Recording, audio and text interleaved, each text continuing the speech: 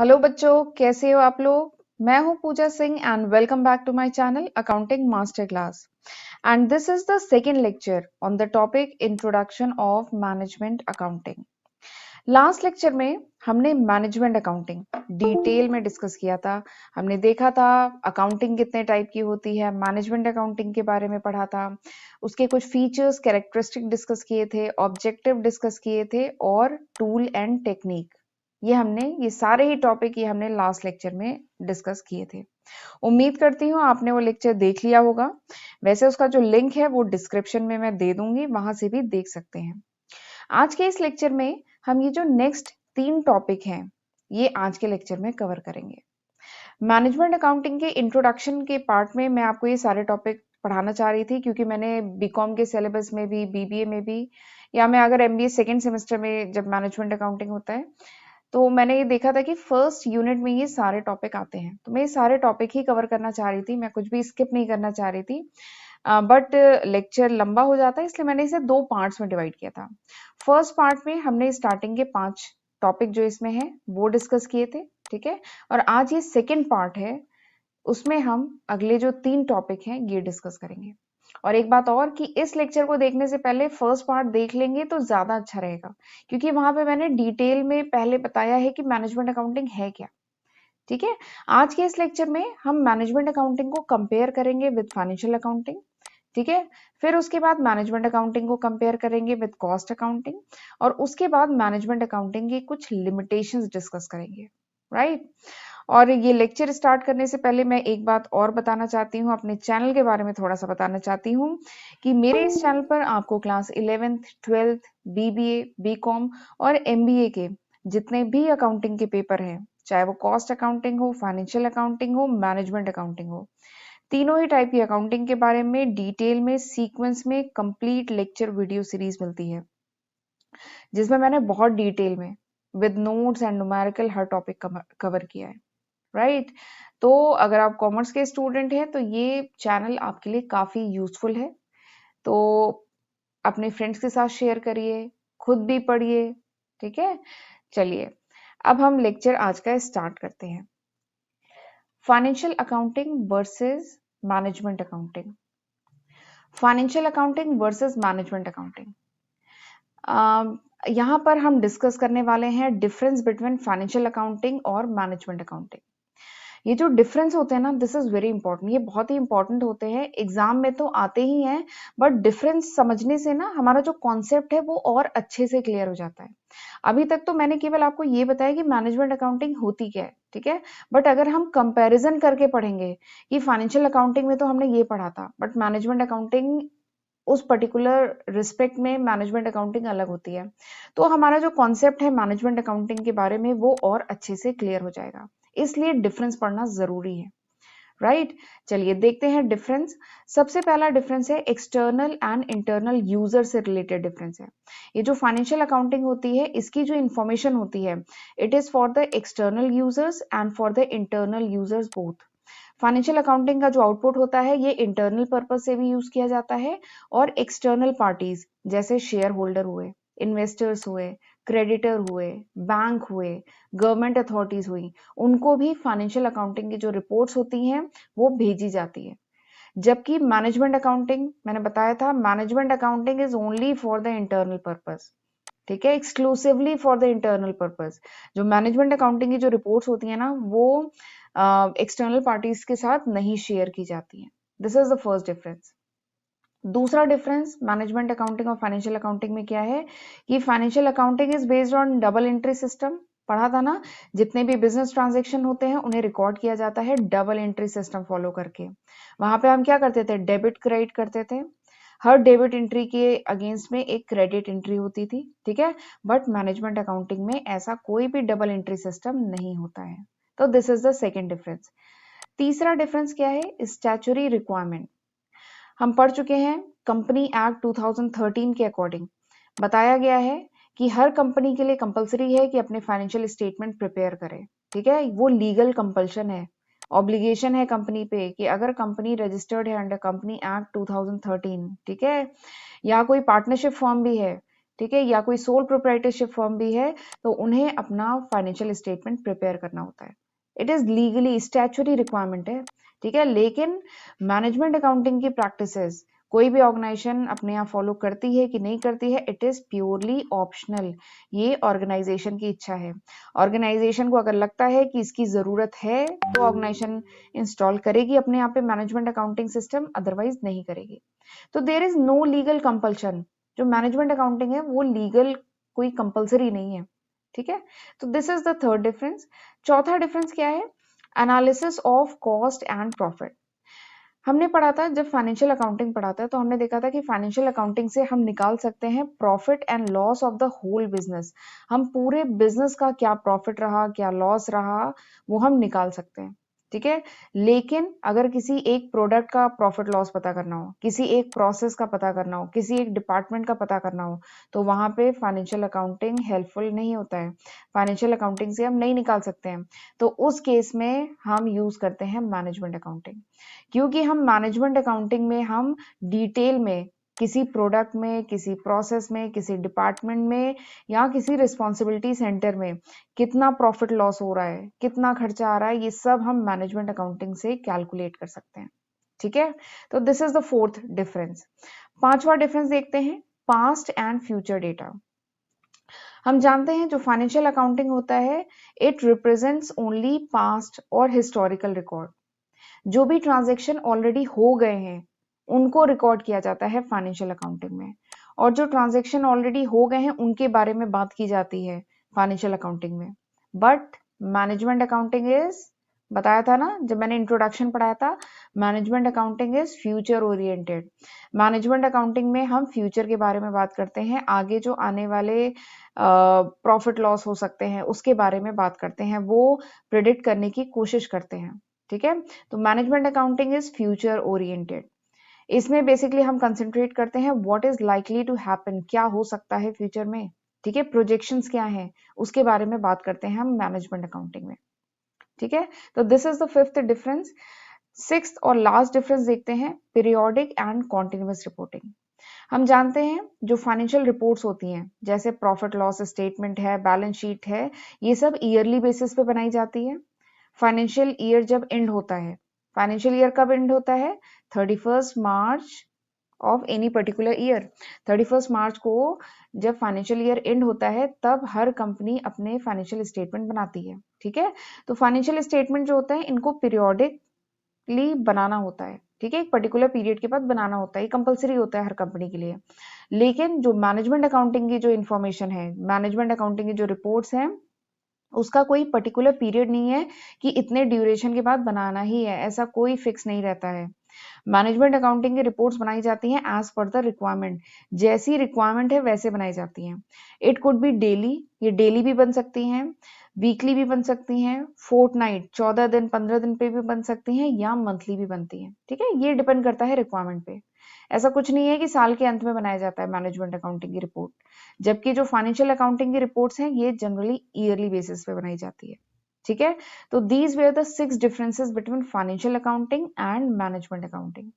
मैं उम्मीद करती हूँ आपको अच्छे समझ में आ गया होगा, क्योंकि फाइनेंशियल अकाउंटिंग तो देखिए हमने ऑलरेडी पढ़ा था, बहुत डिटेल में पढ़ा है, उस पर लगभग 100 प्लस मेरे लेक्चर्स हैं फाइनेंशियल अकाउंटिंग के डिफरेंट टॉपिक्स पे। मैनेजमेंट अकाउंटिंग अभी मैंने लास्ट लेक्चर में आपको डिटेल में बताया है, तो वो अगर समझ में आ गया तो डिफरेंस भी आसानी से आप कर लेंगे। चलिए आगे बढ़ते हैं। अब हम मैनेजमेंट अकाउंटिंग को कंपेयर करेंगे विद कॉस्ट अकाउंटिंग, ठीक है। कॉस्ट अकाउंटिंग पे भी मेरे 25 से 30 लेक्चर हैं, हमने डिटेल में डिस्कस किया है कॉस्ट अकाउंटिंग के बारे में। कॉस्ट अकाउंटिंग और मैनेजमेंट अकाउंटिंग के बीच में सबसे पहला जो डिफरेंस है that is related with scope. जो कॉस्ट अकाउंटिंग है उसका जो स्कोप है ना दैट इज लिमिटेड, वो थोड़ा सा लिमिटेड स्कोप है, नैरो स्कोप है, क्योंकि यहाँ पे हम केवल कॉस्ट इंफॉर्मेशन के बारे में बात करते हैं, कॉस्ट रिलेटेड डेटा से डील करते हैं। जबकि मैनेजमेंट अकाउंटिंग जो है ना इसका स्कोप ब्रॉडर है, ठीक है, ये ज्यादा वाइडर कॉन्सेप्ट है। यहाँ पे हम हर टाइप की इंफॉर्मेशन से डील करते हैं, चाहे वो खर्चे से रिलेटेड इंफॉर्मेशन हो, चाहे रेवेन्यू से रिलेटेड इंफॉर्मेशन हो, चाहे फाइनेंशियल अकाउंटिंग से रिलेटेड इंफॉर्मेशन हो। जो भी इंफॉर्मेशन मैनेजरियल यूज में आती है, जो मैनेजमेंट के लिए यूजफुल है, उनसे हम डील करते हैं मैनेजमेंट अकाउंटिंग में, ठीक है। तो this is the first difference. दूसरा डिफरेंस क्या है? एम्फेसिस। जो कॉस्ट अकाउंटिंग है वहां पे मेन एम्फेसिस किस बात पे है? कॉस्ट को डिटरमाइन करना, कॉस्ट को कंट्रोल करना, ताकि प्रॉफिट ज्यादा मैक्सिमाइज कर सकें। लेकिन मैनेजमेंट अकाउंटिंग में मेन फोकस किस बात पे है? मैनेजमेंट अकाउंटिंग में मेन जो एम्फेसिस है वो है प्लानिंग पे, वो है डिसीजन मेकिंग पे, वो है कंट्रोलिंग पे, ताकि प्रॉफिट को मैक्सिमाइज कर सके। ठीक है, तो दोनों का जो मेन एम्फेसिस है वो अलग है। चलिए आगे बढ़ते हैं। अगला देखते हैं कुछ टेक्निक्स एम्प्लॉयड। जो कॉस्ट अकाउंटिंग में जो टेक्निक्स हमने पढ़ी थी वो अलग टेक्निक है, मैनेजमेंट अकाउंटिंग की अलग टेक्निक है। कॉस्ट अकाउंटिंग में हमने देखा था स्टैंडर्ड कॉस्टिंग। कॉस्ट अकाउंटिंग में बहुत सारी टेक्निक यूज की जाती है, जैसे स्टैंडर्ड कॉस्टिंग हुआ, वेरिएंस एनालिसिस हुआ, मार्जिनल कॉस्टिंग हुआ, सीवीपी एनालिसिस हुआ, बजटरी कंट्रोल हुआ। ठीक है, और मैनेजमेंट अकाउंटिंग की टेक्निक्स कौन सी हैं? मैनेजमेंट अकाउंटिंग में ये टेक्निक्स, ये जो कॉस्ट अकाउंटिंग की टेक्निक है ये तो होती ही है मैनेजमेंट अकाउंटिंग की में, इन टेक्निक पे तो हम काम करते ही हैं, बट इसके अलावा मैनेजमेंट अकाउंटिंग में we talk about ratio analysis. Management accounting की कुछ और भी टेक्निक है, जैसे रेशियो एनालिसिस है, फंड फ्लो स्टेटमेंट है, ऑपरेशन रिसर्च है, ठीक है, स्टैटिस्टिकल एनालिसिस है। तो मैनेजमेंट अकाउंटिंग में कुछ और भी टेक्निक्स यूज होती है apart from cost accounting techniques. ठीक है, और मैनेजमेंट अकाउंटिंग में थोड़ी सी मैथमेटिक्स की नॉलेज, इकोनॉमिक्स की नॉलेज, ठीक है, ऑपरेशन रिसर्च की नॉलेज भी होना जरूरी है। चलिए आगे बढ़ते हैं। Fourth difference, evolution. जो कॉस्ट अकाउंटिंग है वो आया because of the limitation of financial accounting. Financial accounting में कुछ लिमिटेशन थी जिसकी वजह से कॉस्ट अकाउंटिंग का कॉन्सेप्ट आया, कॉस्ट अकाउंटिंग का इवोल्यूशन हुआ। ठीक है, और मैनेजमेंट अकाउंटिंग क्यों आया? मैनेजमेंट अकाउंटिंग आया क्योंकि कॉस्ट अकाउंटिंग में कुछ कमियां थी। देखिए, सबसे पहले आया फाइनेंशियल अकाउंटिंग, फाइनेंशियल अकाउंटिंग में कुछ कमियां थी जिसकी वजह से आया कॉस्ट अकाउंटिंग। ठीक है, फिर कॉस्ट अकाउंटिंग में कुछ कमियां थी जिसकी वजह से आया मैनेजमेंट अकाउंटिंग। तो वही यहाँ पे लिखा है, evolution of management accounting is due to the limitation of cost accounting. Cost accounting में कुछ कमियां थी इसलिए मैनेजमेंट अकाउंटिंग का कॉन्सेप्ट आया। ठीक है, तो this was the fourth difference. आ जाइए पांचवें डिफरेंस पे, स्टैट्यूटरी रिक्वायरमेंट। ये जो कॉस्ट रिकॉर्ड है, ठीक है, मेंटेनेंस ऑफ कॉस्ट रिकॉर्ड, ये कंपलसरी होता है कुछ पर्टिकुलर टाइप की इंडस्ट्रीज के लिए। गवर्नमेंट कभी कभार कुछ नॉर्म्स बनाती है कि कुछ पर्टिकुलर टाइप की इंडस्ट्रीज को अपना पूरा जो कॉस्ट रिकॉर्ड है वो प्रॉपरली मेंटेन करना है, और हम रिपोर्ट कभी भी मांग सकते हैं। ठीक है, तो ये जो कॉस्ट रिलेटेड रिकॉर्ड मेंटेन करना, ये कुछ इंडस्ट्रीज के लिए क्या है? लीगल कंपल्शन है। ठीक है, लेकिन मैनेजमेंट अकाउंटिंग सिस्टम जो है या मैनेजमेंट अकाउंटिंग की जो प्रैक्टिस है, इट इज प्योरली ऑप्शनल। ये पूरी तरीके से ऑप्शनल है, कंपनी की इच्छा है, कंपनी को लगता है कि अगर मैनेजमेंट अकाउंटिंग की यूटिलिटी है तो अपने यहाँ पे मैनेजमेंट अकाउंटिंग की प्रैक्टिसेस इंप्लीमेंट करे, अदरवाइज ना करे। ठीक है, चलिए आगे बढ़ते हैं। छठा difference, that is related with database. ये जो कॉस्ट अकाउंटिंग है इसका डेटा कहाँ से आता है? इसका ये कॉस्ट अकाउंटिंग डेटा लेता है फ्रॉम फाइनेंशियल अकाउंटिंग। ठीक है, जबकि ये जो मैनेजमेंट अकाउंटिंग है ये कहाँ से डेटा लेता है? ये लेता है कॉस्ट अकाउंटिंग और फाइनेंशियल अकाउंटिंग दोनों से, और इसके कुछ अदर सोर्सेज भी हैं। ये हमने ऑलरेडी डिस्कस किया था लास्ट लेक्चर में। ठीक है, अगला जो डिफरेंस है that is related with status in organization. Organizational setup की बात करें तो जो कॉस्ट अकाउंटेंट होता है ना, अगर हायरार्की की बात करें, जितने भी अकाउंटेंट्स हैं ऑर्गेनाइजेशन में उनके हायरार्की की बात करें, तो जो कॉस्ट अकाउंटेंट होता है वो लोअर पोजीशन पे होता है as compare to management accountant. ठीक है, जो कॉस्ट अकाउंटेंट की जो पोजीशन होती है वो लोअर होती है as compare to management accountant, जबकि मैनेजमेंट अकाउंटेंट क्या होता है? वो हायर लेवल पे होता है। अगर हम हायरार्की की बात करें, किसी भी ऑर्गेनाइजेशन में हायरार्की की बात करें, तो कॉस्ट अकाउंटेंट के कंपेयर में मैनेजमेंट अकाउंटेंट हायर पोजीशन पे होता है। क्यों? क्योंकि मैनेजमेंट अकाउंटेंट ऐसी रिपोर्ट बना रहा होता है जिसके बेसिस पे आगे की प्लानिंग की जाएगी, स्ट्रैटेजीज बनाई जाएंगी, प्लानिंग की जाएगी, तो इसकी पोजीशन हायर होती है। ठीक है, अब चलिए आखिरी डिफरेंस देखते हैं, that is related with installation. जो कॉस्ट अकाउंटिंग सिस्टम है किसी भी ऑर्गेनाइजेशन में इंस्टॉल किया जा सकता है विदाउट मैनेजमेंट अकाउंटिंग सिस्टम। बिना मैनेजमेंट अकाउंटिंग सिस्टम इंस्टॉल किए कॉस्ट अकाउंटिंग सिस्टम इंस्टॉल किया जा सकता है, लेकिन मैनेजमेंट अकाउंटिंग सिस्टम नहीं इंस्टॉल किया जा सकता बिना कॉस्ट अकाउंटिंग सिस्टम इंस्टॉल किए। ठीक है, ये बात समझ में आई? चलिए, तो these where the few differences between management accounting and cost accounting. Management और कॉस्ट अकाउंटिंग के बीच में ये थे कुछ डिफरेंसेस। चलिए आ जाइए, देखते हैं कुछ कमियां। ये जो मैनेजमेंट अकाउंटिंग है इसमें कुछ कमियां भी थी। सबसे पहली जो लिमिटेशन है that is it is based on historical data. ये जो मैनेजमेंट अकाउंटिंग है ये हिस्टोरिकल डेटा पे बेस्ड है, ठीक है। तो अगर हिस्टोरिकल डेटा गलत तो क्या होगा, मैनेजमेंट अकाउंटिंग की रिपोर्ट्स गलत, और मैनेजमेंट अकाउंटिंग की रिपोर्ट्स गलत तो उन रिपोर्ट्स के बेसिस पे जो डिसीजन लिए जाएंगे वो भी तो गलत हो जाएंगे, ठीक है। तो this is the first limitation of management accounting कि मैनेजमेंट अकाउंटिंग जो है हिस्टोरिकल डेटा पे बेस्ड है। तो हिस्टोरिकल डेटा अगर गलत हो जाता है तो मैनेजमेंट अकाउंटिंग भी उसकी जो रिपोर्ट्स हैं वो गलत हो जाएंगी, ठीक है। This is the first limitation. दूसरी लिमिटेशन क्या है, लैक ऑफ वाइड नॉलेज। ये जो मैनेजमेंट अकाउंटेंट होता है, ठीक है, इसे फाइनेंशियल अकाउंटिंग की तो नॉलेज होनी चाहिए, कॉस्ट अकाउंटिंग की भी नॉलेज होनी चाहिए, लेकिन जो मैनेजमेंट अकाउंटेंट होता है ना, इसको कुछ दूसरे सब्जेक्ट्स, कुछ दूसरे अलाइड डिसिप्लिन हैं उनकी भी प्रॉपर नॉलेज होनी चाहिए। जैसे इकोनॉमिक्स की नॉलेज होनी चाहिए, टैक्सेशन की होनी चाहिए, मैनेजमेंट की होनी चाहिए, ऑपरेशन रिसर्च की नॉलेज होनी चाहिए। तो वो सब भी नॉलेज इसको होनी चाहिए मैनेजमेंट अकाउंटेंट को। तो जनरली ये जो वाइड लेवल पे नॉलेज रिक्वायर्ड होती है मैनेजमेंट अकाउंटेंट को वो नहीं होती है, ठीक है, उसमें कमी होती है। तो this is the second limitation. इसीलिए मैंने लास्ट स्लाइड में बताया था ना, मैनेजमेंट अकाउंटेंट हायरार्की में हायर पोजीशन पे होता है, क्योंकि उसको मैनेजमेंट अकाउंटिंग के अलावा उसे इकोनॉमिक्स, मैथ्स, ठीक है, मैनेजमेंट, इन सब की भी नॉलेज जरूरी है जो जनरली नहीं होती है। तो this is the second limitation. अगली जो तीसरी लिमिटेशन है दैट इज कॉस्टली सिस्टम।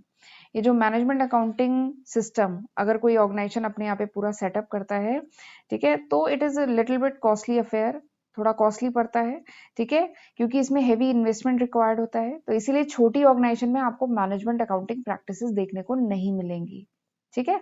तो this is the third limitation. चौथी लिमिटेशन क्या है, डेवलपिंग स्टेज। ये जो मैनेजमेंट अकाउंटिंग है it is still in the developing phase, ये अभी डेवलप हो रहा है, ठीक है, ये अभी फुल्ली डेवलप नहीं हुआ है। तो this is the fourth limitation. चौथी लिमिटेशन क्या है, लैक ऑफ ऑब्जेक्टिविटी।